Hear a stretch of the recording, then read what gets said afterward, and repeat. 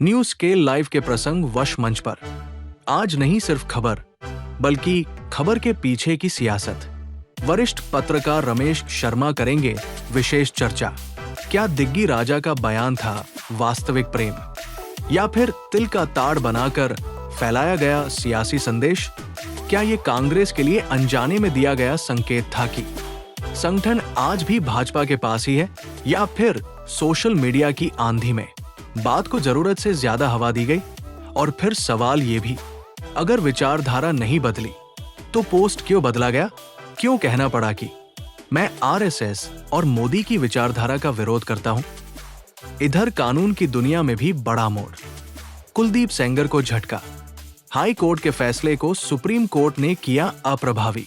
एक तरफ मायूसी तो दूसरी तरफ सोशल मीडिया पर तेज प्रतिक्रियाओं का तूफान। तो आज बहस होगी बयानों के अर्थ पर, न्याय के संदेश पर, और उस राजनीति पर जो शब्दों से ज्यादा संकेतों में खेलती है। देखिए न्यूज स्केल लाइव, जहां चर्चा होती है तथ्यों की, तर्क की और सच्चाई की। नमस्कार, प्रसंगस में आप सभी का स्वागत है।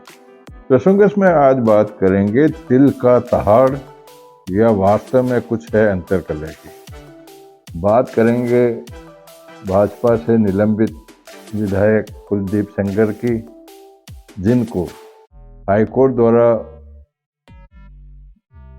जमानत दिए जाने, उनकी सजा निलंबित किए जाने के विरोध में सुप्रीम कोर्ट ने अपना आदेश जारी कर हाई कोर्ट के आदेश पर निषेधाज्ञा जारी कर दी। शुरुआत करते हैं तिल का ताड़।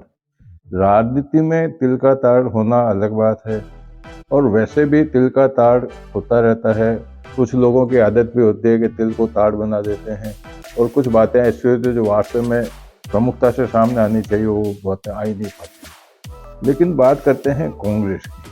कांग्रेस में जब प्रियंका गांधी, जब संसद का शीतकालीन अधिवेशन समाप्त हुआ था, उस समय पर प्रधानमंत्री नरेंद्र मोदी के साथ में चाय पीती। वो होता है कि वो सब लोकसभा उनको हाई टी पे इनवाइट करते हैं। उसमें प्रधानमंत्री के सामने आमने सामने प्रियंका और मोदी आमने सामने लगभग पहली बार एक विशेष मुद्रा में, यानी कि खुशनुमा वातावरण में, राजनीतिक जो द्वेषता को छोड़ के, प्रतिद्वंदिता को छोड़ कर के एक साथ थे।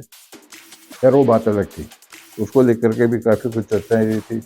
और अब जब दिग्विजय सिंह ने अपने ट्विटर पर, या ट्विटर के साथ साथ में जब उन्होंने एक इस तरह की बात कर दी कि जब एक फ़ोटो उन्होंने शेयर की जिसमें प्रधानमंत्री जो वर्तमान में नरेंद्र मोदी हैं, उस समय के भाजपा नेता लाल कृष्ण आडवाणी के नीचे पाँव में बैठे हुए थे।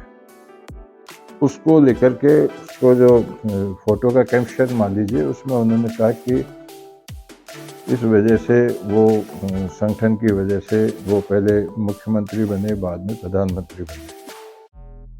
अब इस बात को लेकर के ये बात हो गई कि दिग्विजय सिंह ने ये बात कांग्रेस के संगठन के लिए कही है, क्योंकि वो सीडब्ल्यूसी की बैठक के दौरान ये सब कुछ वाकया सामने आया था, तो उसको लेकर के उसे माना गया।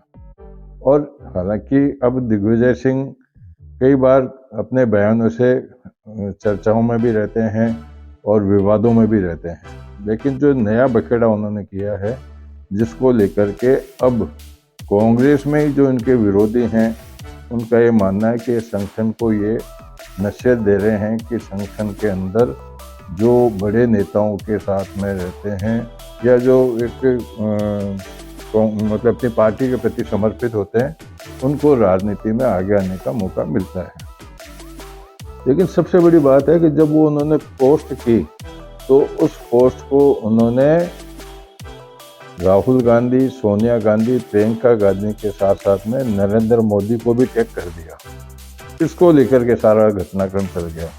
हालांकि इसके बाद में उन्होंने सफाई भी पेश की। दिग्विजय सिंह ने कहा कि मैं शुरू से प्रधानमंत्री नरेंद्र मोदी की नीतियों का विरोधी रहा हूँ, आरएसएस की नीतियों का विरोधी रहा हूँ, और आगे भी रहूँगा। लेकिन बात कह चुके थे, और जो विरोधी थे उनका एक मुद्दा मिल गया।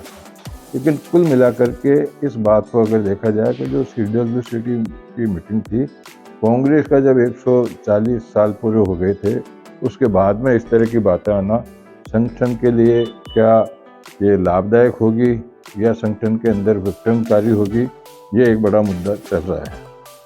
इसी के साथ साथ में बात करेंगे एक नई चर्चा की। भाजपा के जो पूर्व विधायक रहे हैं, भाजपा के नेता भी रहे हैं, जो एक दुष्कर्म के मामले में दोषी पाए जाने पर उनको जेल हो रखी थी। जेल में जब वो थे, उन पे आरोप लगाए गए थे। उसके बाद में उनको आजीवन सजा की मतलब आजीवन सजा सुनाई गई थी, जिसके बाद में वो जेल में ही थे। लेकिन हाई कोर्ट में उन्होंने इसकी इनके वकीलों के माध्यम से जो याचिका की थी, उसको हाई कोर्ट ने उसको निलंबित कर दिया। और यह करते हुए कि क्योंकि 7 साल से अधिक समय तक वे जेल में रह चुके हैं, इसलिए उस आदेश को निलंबित कर दिया गया, जिसको लेकर के पीड़ित पक्ष की तरफ से और अन्य लोगों की तरफ से सुप्रीम कोर्ट के अंदर याचिका दायर की गई। याचिका के अंदर अब मुद्दा ये हुआ कि उसके अंदर जब धारा 376 की 4 और 5 धारा 376 में उसके अनुभाग 4 और 5 के तहत उनके खिलाफ कार्रवाई की बात थी, तो उसमें यह है कि वो उस समय पर लोक सेवक का मतलब होता है, लोक सेवक वैसे तो कहा जाए तो नेता भी लोक सेवक ही हैं, लेकिन उसमें जो एक शब्द लोक सेवक आ रहा है, उसको लेकर के सरकारी अधिकारी कर्मचारी से जोड़ा जाना बताया जाता है। लेकिन उनके जो वकील थे सेंगर के उन्होंने कहा कि इस पे हाई कोर्ट के जजों पर भी, जिन्होंने इनकी सज़ा निलंबित की थी, उनके ऊपर कई तरह के आरोप लगाए जा रहे हैं। वो आरोप नहीं लगाए जाने चाहिए और ये व्यवस्था भी ठीक नहीं है। लेकिन सुप्रीम कोर्ट में जो 3 सदस्यों की बेंच थी, जिसमें CJI सूर्यकांत भी खुद भी उसमें मौजूद थे, उन्होंने कहा कि हमारा उद्देश्य ये नहीं है, लेकिन उनका ये कहना था कि जो निचली अदालत ने जिस तरह का आदेश दिया है, उसको हम निलंबित करते हैं। यानी कि निलंबित करने का मतलब स्थगित करते हैं, स्थगित कर दिया। और उन्होंने कहा कि जब तक नहीं होगा, इनको जमानत नहीं मिलेगी और ये जेल में ही रहेंगे। इसको लेकर के राजनीतिक सरगर्मियाँ भी बढ़ गई है। यहाँ तक कि जो सिंगर की छोटी बेटी है, उसने भी एक्स पर एक अपनी पोस्ट की है, जिसमें भी उन्होंने कहा कि मैं डरी हुई हूँ, सहमी हुई हूँ। तो कुल मिलाकर के ये मुद्दा हो गया। तब मुद्दा में तो बार-बार मैं ये कहता हूँ कि हर मुद्दे के पक्ष और विपक्ष दोनों होते हैं।